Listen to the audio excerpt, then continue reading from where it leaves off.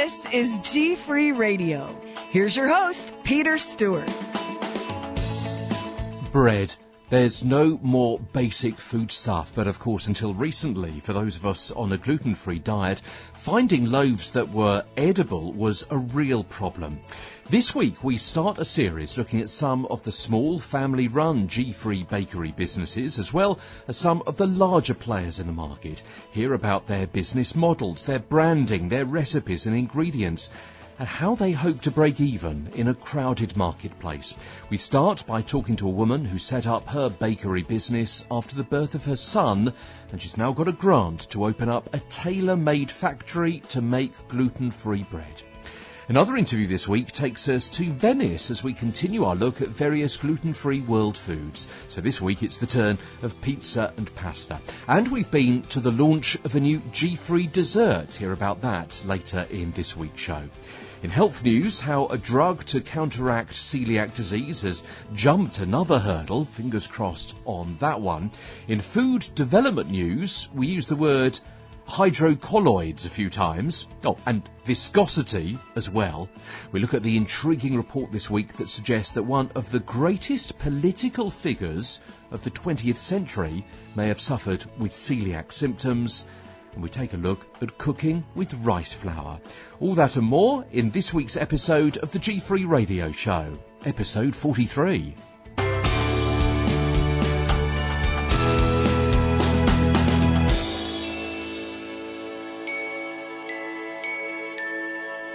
So welcome to the show. Yeah, you did hear right. We have 3 interviews this week for your delight and delectation. So let's get cracking with some of the news from this week, first of all. And some news from Alba Therapeutics Corporation. Now, that's one of the leading research companies exploring drug treatments for people with coeliac disease. And this last week, the company announced its latest clinical trial returned promising results for its Phase 11B trial of larazotide acetate. That's intended for treatment of patients with coeliac disease. Now, a bit technical, but as I understand it, the drug tightens the junctions between cells in the intestines, which tend to open when people with coeliac disease actually have a little bit of gluten, and that starts the whole inflammatory response that leads to villous atrophy, and it's sometimes called leaky gut. Early research then suggesting that larazotide acetate can help to prevent leaky gut when the drug is taken before a meal that contains a small amount of gluten. You know what? I remember being quizzed on this, about 5-6 years ago, maybe 7 or 8 years ago, by a couple of companies that sent me a research paper or a bit of a questionnaire. What kind of treatment did I think they should be working on for coeliac disease? Would it be a pill that you had before you potentially ate gluten, or a pill that you had after you ate gluten, or something that would stop you, for years to come? You could just carry on and you could, have your home pride and your Hovis without any problem whatsoever at all. And I've forgotten, to be honest, what I ticked, but notice that last phrase that I used there. Early research suggests that larazotide acetate can help prevent leaky gut when the drug is taken before a meal that contains a small amount of gluten. So you've got to predict what it is that you're going to be eating. The company says it'll move on to the next phase of testing, potentially the last phase before the drug is eligible for approval. Larazotide acetate has been granted fast-track designation from the US Food and Drug Administration, which means it could be approved more quickly if the next phase of clinical trials shows that it works well. But as I say, don't chuck out your gluten-free bread just yet, because it's only intended to protect you in incidents of cross-contamination. So you're not going to be able to have the pizza with your friends on a midweek night, or pasta round at mum's on a Sunday or something like that. But it will give you perhaps a little bit of peace of mind if you're about to eat out at someone else's house or go for a restaurant meal. But I'd like to keep you up to date with the developments, with the health, the research developments, as we hear about them here at GFree Radio. And also the developments in the various baking and the technology, I suppose, the food technology that people are coming up with to help our food taste that little bit better. I mean, gluten-free baked products have historically had a pretty bad reputation, haven't they? I mean, when you're thinking of the shelf life, the performance, you know, when you actually cut into them and bite into them, do they collapse? The texture, the flavour. But the surge in demand, as we were talking about last week, from all corners of the world for gluten-free products now is pretty much forcing bakery, snack manufacturers, food manufacturers into a bit of a corner. They've got to simply come up with better food technology and a better grasp of ingredients. It's something we've been speaking about before on the programme. What combines with what when you add something else to it and you cook it for however long, when you combine it with an overall something else, makes it do what you want it to do. Well, like any baked product, and especially when developing gluten-free products, the formulas have to be adjusted and tweaked based on the final results you want to achieve. We've said it before on the programme, haven't we, that wheat, it's a fantastic product, essentially, because you can have cakes or crackers or cereals or breads, so many different kinds of breads or sponges, which all come from this same basic ingredient, and to replicate the texture, the taste, the performance of all of those different things, there's no one product that can do that. You've got to combine all sorts of different flours and so on.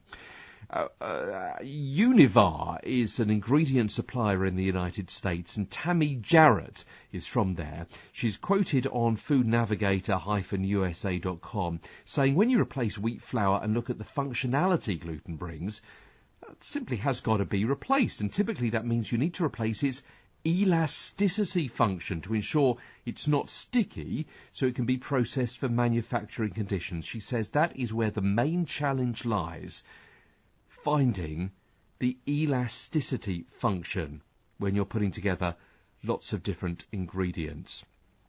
And hydrocolloids seems to be the answer. Hydrocolloids can help mimic that elusive viscosity and elasticity that gluten provides as a single composition. Now, the key with hydrocolloids is making sure they're properly handled, and essentially, as I understand it, what that means is they've got to be hydrated to make sure you get the proper functionality. Some are very synergistic. There's another word I've not heard before. Synergistic with different starches. They have that synergy. They're similar to different starches. If you're replacing gluten with tapioca or potato starch, for example. And Tammy says all those things have got to be hydrated to get them functional and working in the whole of the matrix together.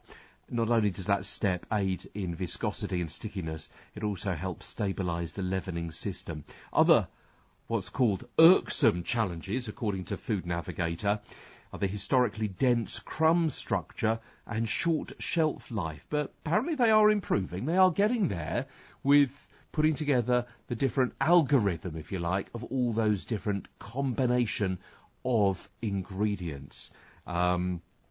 And Tammy goes on to say specifically, when you change out different protein sources or starches, you've got to maintain their functionality, and that's where ingredients like pectin, xanthan gum and cellulose come in with their binding, moisture retention and sizing capabilities. Essentially what they do is they keep moisture in the system and help with retaining the air cells developed during leavening. It's intriguing stuff, isn't it? And a couple of times in the past I've wanted to go on various courses, food courses, baking courses and so on, and I've been bit put off in the past because I've wanted to know what acts with something else to give you that third item. Yeah, why is it that you're adding these specific ingredients together in that particular order or at that particular temperature? I find it absolutely fascinating. So there's a couple of words there that we're going to be listening out for and looking out for in the future. hydrocolloids being one of them. It's what they are putting in to help maintain the structure of food that we recognise and remember so well from our gluten eating days. It's GFree Radio. I'm Peter Stewart. So the first of our interviews coming up in a few moments' time, and also I'm going to be talking about the President of the United States of America.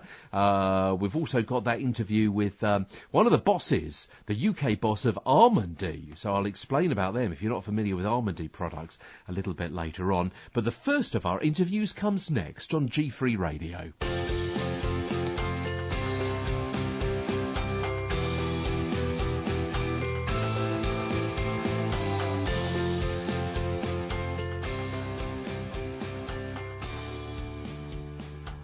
And it's episode 43. We start a new series this week looking at the various gluten-free breads that are available. Over the next few weeks, learn about the different brands and business models, the recipes and the companies and the people behind them. We'll hear from some of the biggest names in the bread business and some of the newest names and the smallest names, like Valeria from the Incredible Bakery Company. Leon was born with food allergies, and the GP referred us to the dietitian service, and still we had a long wait. And finally, when we found out he was allergic to wheat, soya, dairy, eggs, and peanuts. His allergy was so severe that he was picking up on the breast milk. And once I stopped eating all these things, his health improved greatly. I actually learned how to bake without the main traditional ingredients, and we then thought it was a great idea for a business. What kinds of combinations were you trying out that maybe didn't work as well as your final product? Once you extract not just the gluten from a recipe, but you also take the eggs and the dairy, once you actually finish mixing the ingredients, might not look like the traditional type, but once you bake, it comes out okay. You know, it has a much higher ratio of water. And the first recipes I tried, I was trying to make as I knew. I baked some very good bricks, you know. They were inedible, but, you know, you could build a house with it. That must have been quite disheartening for you to begin with, but you decided to carry on and tinker and to change and adapt and innovate and so on until you came up with your final recipes. So how long did that process take you? It took me about a year to come up with something that was edible. I had a date set in my mind that was Leon's first birthday. I wanted him to have a cake, and by the time we celebrated his birthday, I had a cake, but I didn't have a bread. But I was fine with the bread that the NHS was giving to us, because he was eating it.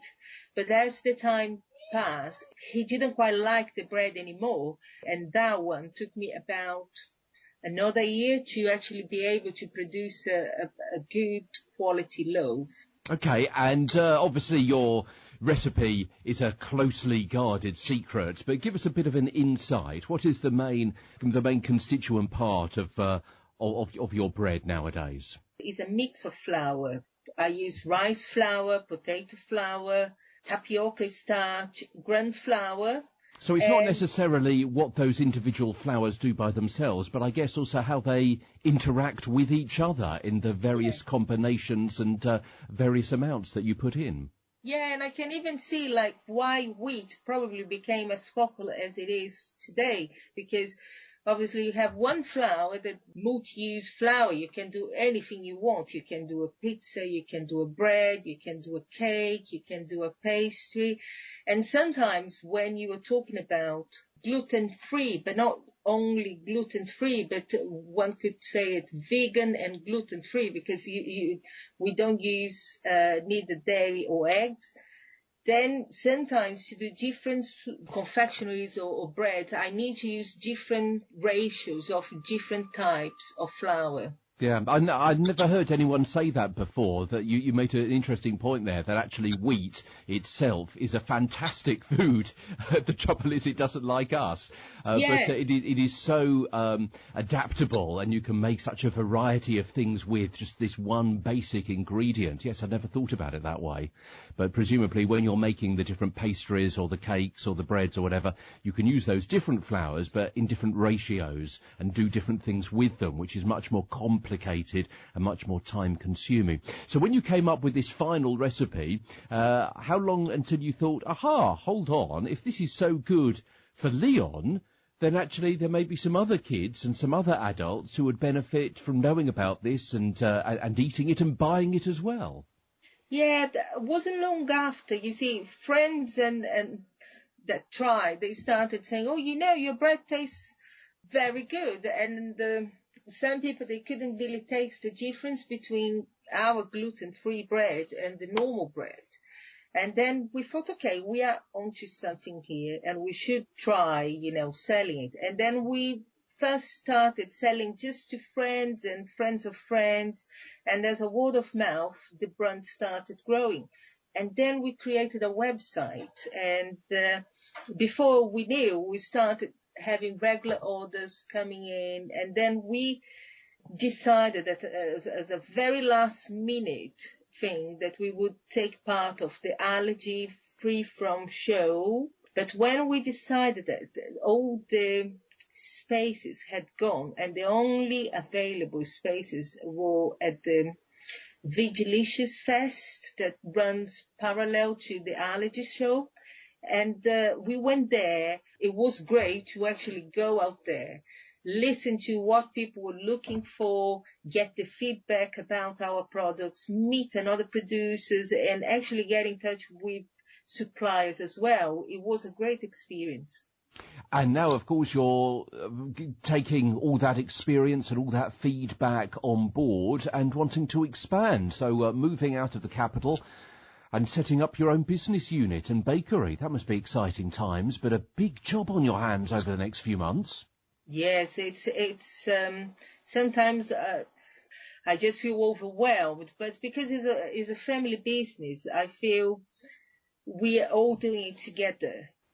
One day, probably, if he wants, Leon will also be able to run, and it will be something that will be part of the family. Tell me how you feel, because this is a huge step you're taking. Very exciting, but obviously bread is a very, very difficult market to get into nowadays. So how do you actually feel inside? Now, I feel nervous because obviously neither me or my husband, we do have the sort of solid experience on this field of manufacturing, but we believe we're taking the right steps to grow in a strategic way. When do you hope to be pushing that button on your new bread making machine? Hopefully by beginning of April. Check out the incredible bakery company, won't you? And say that you heard about them on GFree Radio. I'm Peter Stewart. We continue with our series on GF World Foods in a little bit. So we're going to be going to Italy for that, and we're going to be talking about Sweden before the programme is out as well. But first of all, let's cross to the United States. And, you can't say this programme isn't international. And how about this? This really caught my attention this past week. Because Dr. Peter Green, he is a professor of clinical medicine and director of the Coeliac Disease Centre at Columbia University College of Physicians and Surgeons, suspects that JFK was the victim of celiac disease. And he's been writing that his long-standing medical problems started in childhood. This is Kennedy's. And in adolescence, he had gastrointestinal symptoms, weight and growth problems, and fatigue. All these apparently really well documented in various biographies of John F. Kennedy. Later on in life, he suffered from abdominal pain, diarrhea, weight loss, osteoporosis, migraine and Addison's disease. Chronic back problems due to osteoporosis resulted in several operations and required medications for chronic pain. We kind of knew this, some of this, didn't we? We knew about the back pain. We knew about the kind of medicines he was taking as well. And Dr. Peter Green says by the standards of the time, Kennedy was very extensively assessed. He was evaluated at various clinics right across the United States, Boston, New York and so on. And among the multiple diagnoses were ulcers, colitis, spastic colitis, irritable bowel syndrome, hello, alarm bells ringing, IBS, and food allergies. And his medications included, well, all sorts of things here with really long names that I can't begin to try and pronounce, but let's face it, there's a whole stack of these, which, if you know a little bit about JFK, you knew that he was, well, rattling like a medicine jar, and now we know why. However, it's not clear that his doctors, his physicians, ever got a definitive diagnosis that he had celiac disease. But looking back and putting all those clues together, this is what Peter Green is coming up with. And also, he says, another one of the clues is because of JFK's and the Kennedy family's Irish connection. Therefore, he may have been much more susceptible because of his heritage. And this report that I'm reading from irishcentral.com says celiac disease is recognised as being very common in those of European descent, one of the most common genetically determined conditions physicians will encounter, and recent studies have demonstrated the country with the greatest prevalence is Ireland. In Belfast, 1 in every 122 has the illness. The prominent familial association of the disease indicated by the occurrence in 1 in 10 first-degree relatives and in 80% of identical twins points to a genetic component of the disease. So, JFK's Irish heritage, his long duration of gastrointestinal complaints since childhood, the IBS, the migraines, osteoporosis, which we know about, Addison's disease, lead to a presumptive diagnosis of celiac disease. JFK was given steroids for his problems. Steroid use is associated with the development of osteoporosis and Addison's disease. But steroids were initially used in clinical practice in the 30s and 40s for many indications which you wouldn't generally use them for nowadays. So, in the case of JFK, the President of the United States, if he did have celiac disease, those steroids would have suppressed the inflammation in the intestine and reduced his symptoms, making diagnosis of celiac disease less likely to be established. So, despite intense medical scrutiny, did the doctors ever come up with celiac disease for JFK? Well, they didn't, which is rather strange because there was enough knowledge around at the time to have diagnosed this, in the 40s, the 50s and into the 60s as well. It was first recognised back in 1887, and it was certainly recognised to occur at all ages. In the 50s, we spoke about this, just before Christmas, I guess about November time, about how in 1950s it was the shortage of bread during and after the Second World War, and then its reintroduction in Holland, which led to the recognition of wheat's role as a cause in celiac disease and the malabsorption. And it was in the 70s that physicians became aware of the more subtle presentations of the disease. Really interesting stuff, putting those clues together. A little bit of detective work, a little bit of a Sherlock Holmes going on there, or because it was the American president, perhaps I should substitute Sherlock Holmes, and putting those clues together and building up the overall answer, or possible answer, but certainly that overall picture. Substitute Sherlock Holmes for, who should we say? Columbo?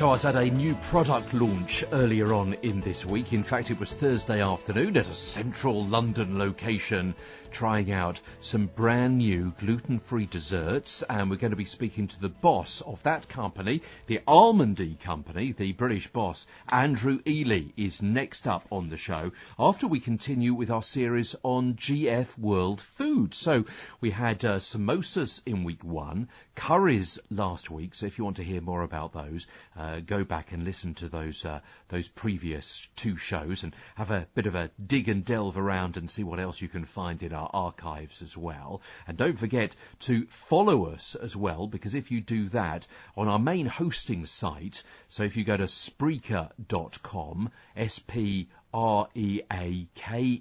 Spreaker.com, and search for GFree Radio, and then when you find us, or essentially probably where you're listening to us now, incidentally, on that page there's a big favourite button, so you do have to sign up, but what it means is that you'll be alerted every single time we post some new audio to our particular channel there.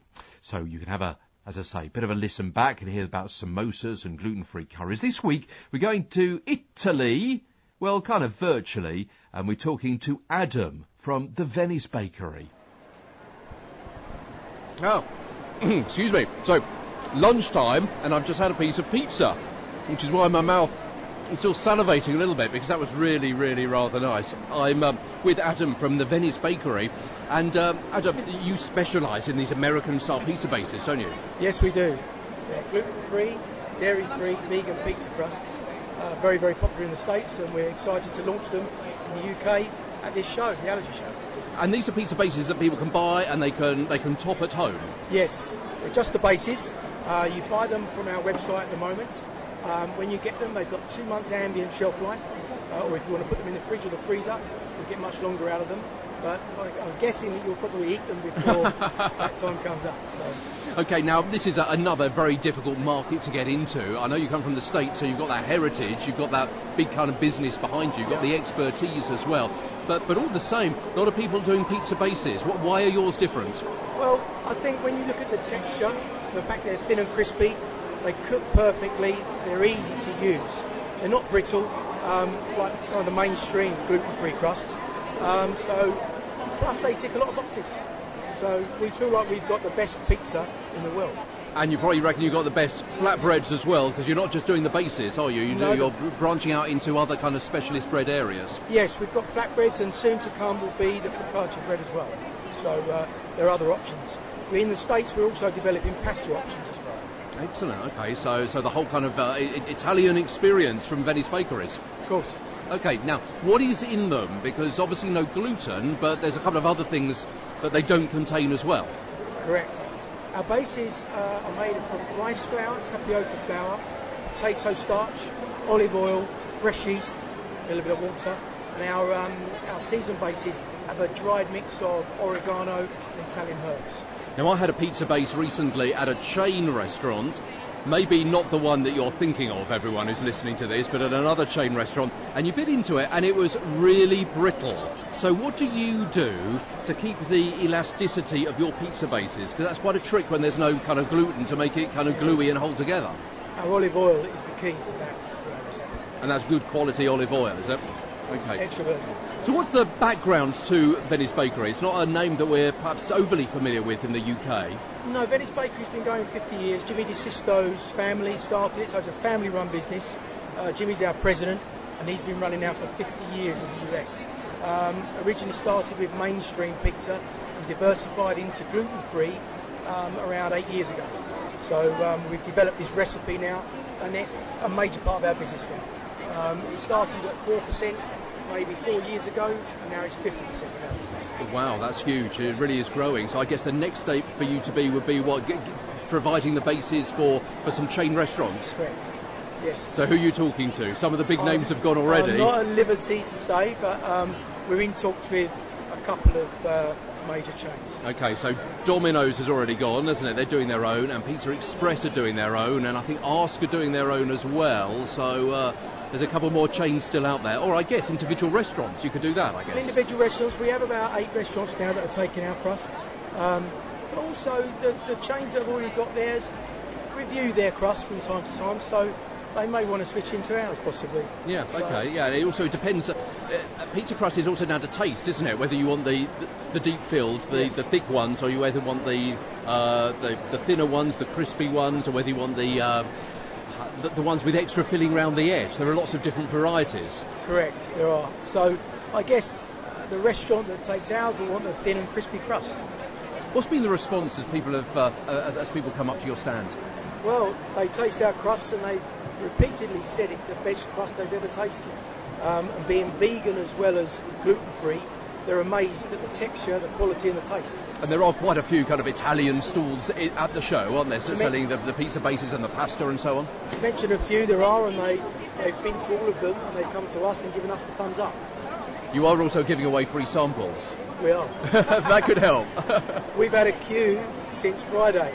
And it hasn't gone down, so it's very tough to keep up with demand. Well, it has to be said, because I keep coming by your store wanting to do an interview with you, and you've always been too busy cooking pizza, cutting pizza, handing out pizza. Correct, yes, and now selling. Where can people buy your pizza bases? Our crusts are only available on our website at the moment. We are in talks with retailers, so hopefully within the next couple of months you should find them in a retailer. www.venicebakery.co.uk. But please do connect with us on Facebook and Twitter. There are different promotions we run and competitions that offer discounts and free postage. So yeah, be our friend, and it's very worthwhile to be our friend on Facebook and Twitter. Adam from the Venice Bakery, and let's continue with our third interview this week. We'd like to treat you well, give you a bit of a treat, and certainly I was in for a treat earlier on this week because I went to the press launch for a couple of new products from the Almondy range, ALMONDY. And as I say, they've launched a couple of new products. You probably know them best, certainly in the UK, although they are right around the world. Look out for them. They've got kind of cheesecakes, we'll use that as a generic term, topped with Toblerone, or also the Dame bars, or also another one with kind of caramel and peanuts, a little bit like a Snicker bar. Yeah, you probably are familiar with those. Certainly in the UK, they're in many of the major stores, the Sainsbury's, the Tesco, the Asda and so on. And would you, Adam and Eve it, they brought out a couple of new varieties as well, this Swedish company, which is really intriguing stuff. Incidentally, we'll hear from Andrew Ely in a few moments' time, but he was telling me that in Sweden they have slightly different products around the world. I mean, the general theme is the same, but in some of the areas, in some of the markets, they have slightly different products, including in Sweden they have a licorice flavoured cheesecake. Boy, oh boy. He said, don't worry, we're not going to be bringing it to the UK. I don't think the UK palate would appreciate that. Goes down a storm in Scandinavia. But licorice flavoured... I don't think so. Anyway, back to the plot. Andrew Ely is his name. He's the boss of Almondy in the UK. That company started in 1987. And, I'll tell you what, let him tell us a little bit about the background to the Almondy company and also about their two new varieties of luxurious desserts. Our firm was started in 1982 down in Gothenburg in southwest Sweden. Certainly when I started back in 2005. Gluten-free was nothing like as big as it is today. Really interesting product because even though it is gluten-free, it's almost gluten-free by accident rather than design. You haven't got into the gluten-free market per se, have you? This is a traditional Swedish product which is baked in a traditional way using non-wheat flour. Absolutely, and I think that obviously adds to the authenticity. The original recipe which our founders purchased was from 1898, so well over 100 years old now. And it's an almond and egg base which rises naturally without yeast and makes a very nice eating gluten-free product.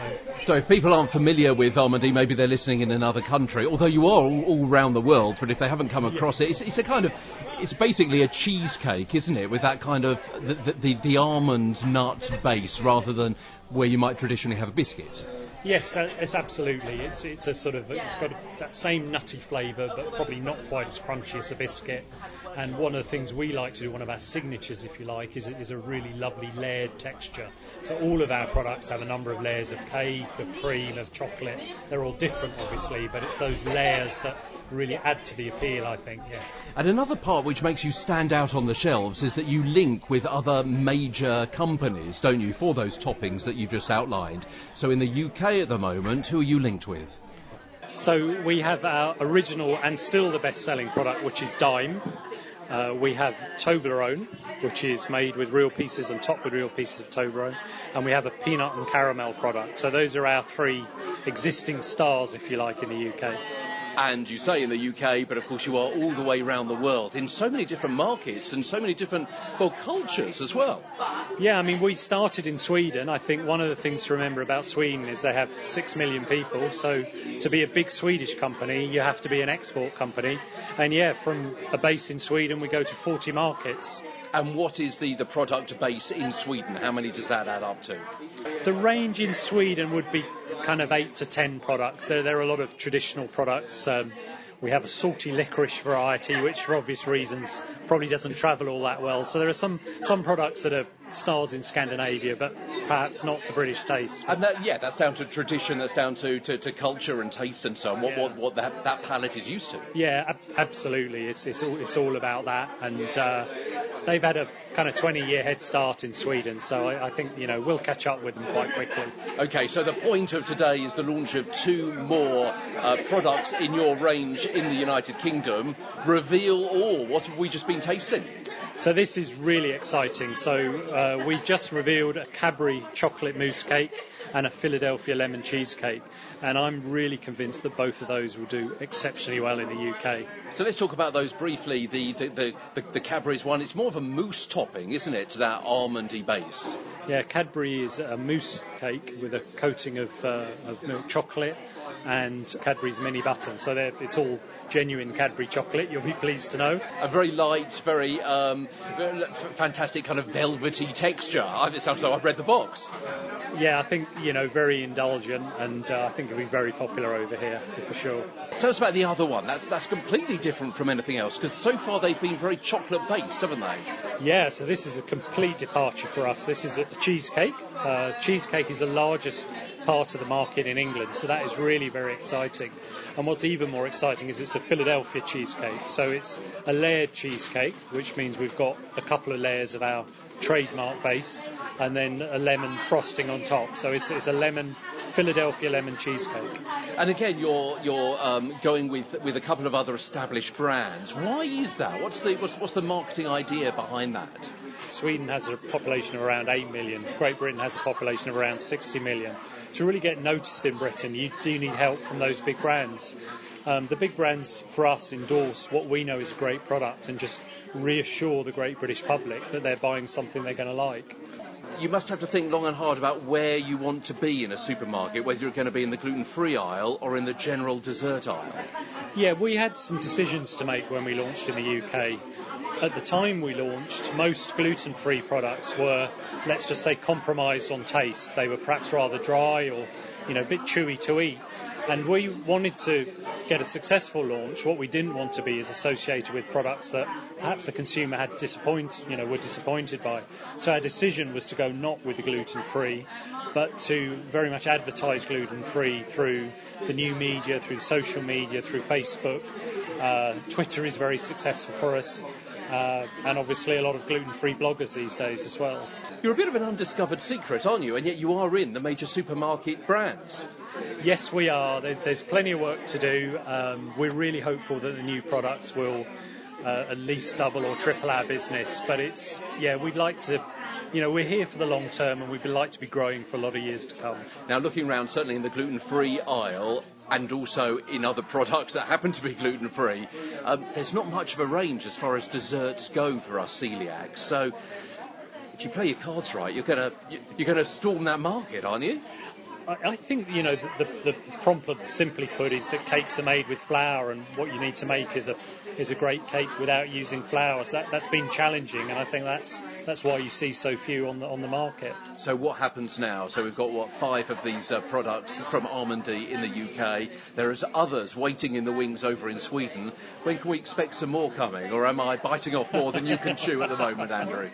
We've got some amazingly creative people, and again, my job is just to make sure that we do the products justice as we launch them. We launch the products that are really suitable to the UK market. But yeah, we'd like to be launching 2 or 3 a year for at least the next 3 or 4 years.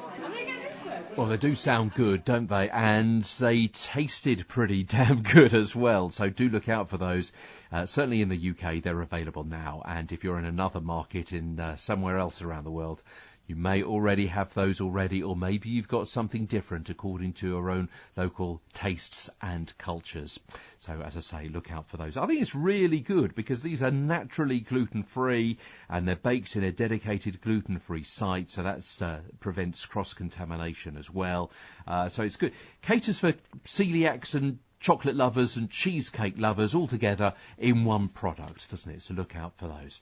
Okay, nearing the end of the programme, let's wrap up this week, as we usually do, looking at some alternative grains and flours. Well, of course, actually, we looked at almond flour, didn't we, a few weeks ago on the programme, and we've had a bit of a run on looking at things to do with rice. And I just thought it would be a good opportunity this time round, this particular week in this episode, to talk about the different rice flours when you're cooking specifically. We've looked at the rice when you're having them as part of a meal, but now let's look at rice as part of an ingredient in amongst other things to make an overall product.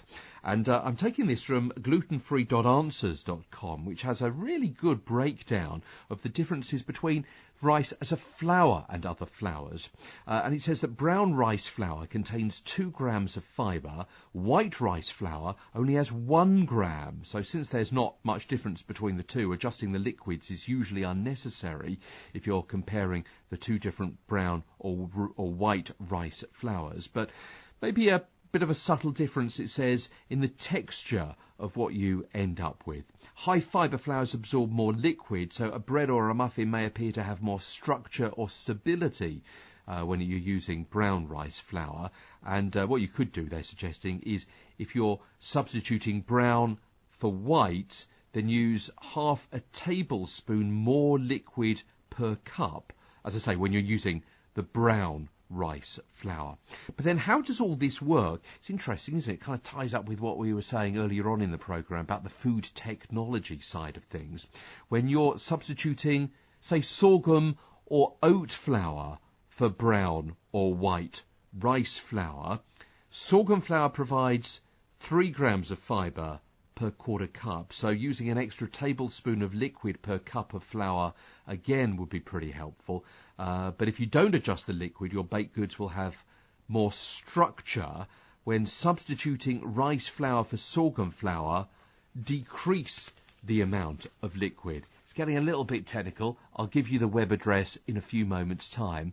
If you're swapping rice flour for rice bran, we gave the difference, didn't we, a couple of weeks ago. White rice flour provides a similar colour and lightness in weight to gluten-free baked goods, but it's not as nutritious as other gluten-free flour. To add more fibre to your recipes calling for white rice flour, substitute a small amount of rice bran to your gluten-free recipes when using white rice flour, because rice bran has 9.75 grams of fibre per quarter cup. So, yeah, really interesting stuff. As I said before, it's all the interconnections, it's what reacts with what in different combinations and different amounts and so on. If you'd like to know how to adjust recipes when substituting a gluten-free flour, it's glutenfree.answers.com, and the headline is How to Adjust Recipes When Substituting a Gluten-Free Flour. One more quick thing before I go. March the 8th is fast approaching. There's a food fair in Leeds that's all been organised by the Coeliac UK group in Leeds. If you want to follow them on Twitter, they've got all the details there. You can contact them direct at Coeliac UK _Leeds. the UK spelling of celiac, of course. That's about wrapping things up for another week on the GFree radio show. I'm Peter Stewart. Thank you so much for the loan of your ears. Boy, oh boy, a busy show. 3 interviews this week, and you know what? We usually try and stick it at 2, but we got 3 next week as well, and I'll tell you why. Because first of all, we're going to be continuing with our series about foreign food, so we're going to be going to Asia and some gluten-free foreign food there with a company called Explore Asia, so we'll be going to be speaking with them. And also our bread series continues, week 2 of that, with the Warburton's Newburn Bakehouse.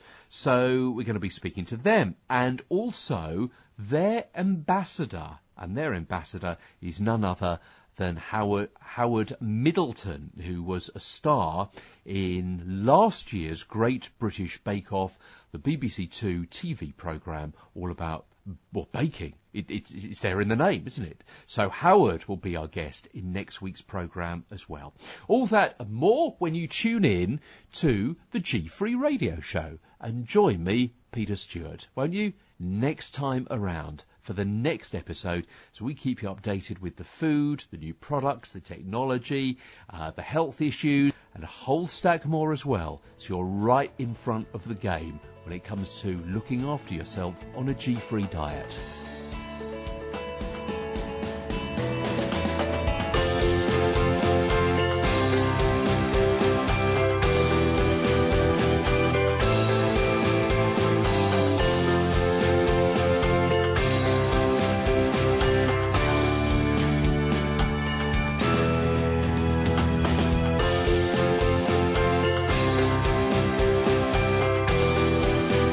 And that was the GFree radio show with Peter Stewart.